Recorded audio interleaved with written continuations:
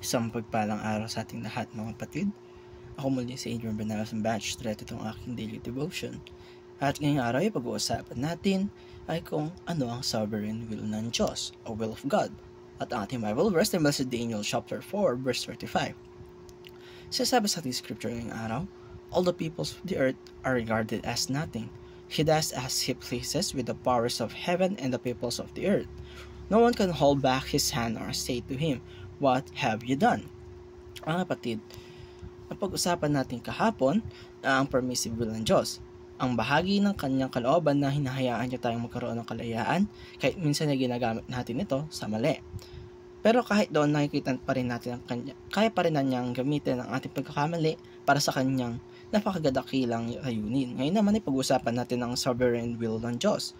Ang sovereign will of God ay yung absolute at unchangeable will ng Diyos. Ito ang kanyang pinakamataas na kapangyarihan na nakatakda ng lahat na mangyayari sa buong sanlibutan.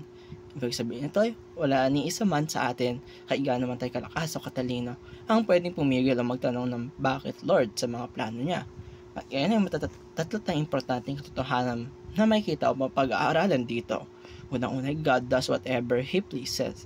Sa verse pa lang ay nabinasa natin ngayong araw, malinaw na sinabi niya na ginagawa ng Diyos ang anumang naisin niya. Hindi siya limitado sa oras, sitwasyon o tao. Minsan na akala lamang natin may mga bagay na aksidente o di sinasadya. Pero sa totoo lamang, lahat yan ay parte ng kanyang plano. Kung may pagsubok kang pinagdadaan ngayon, tandaan natin na hindi aksidente yan.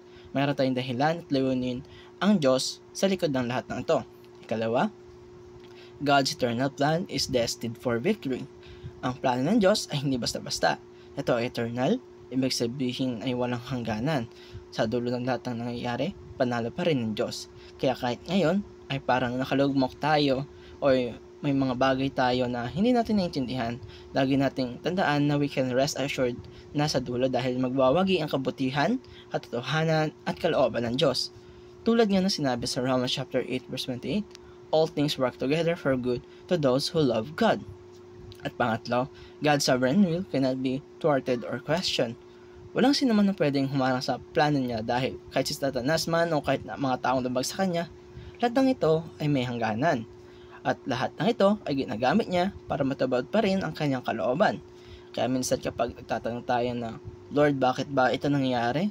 O Lord, kailan po ba ito matatapos? Lagi natin tandaan na kailanman ay hindi nagbabago ang kanyang soberanong plano.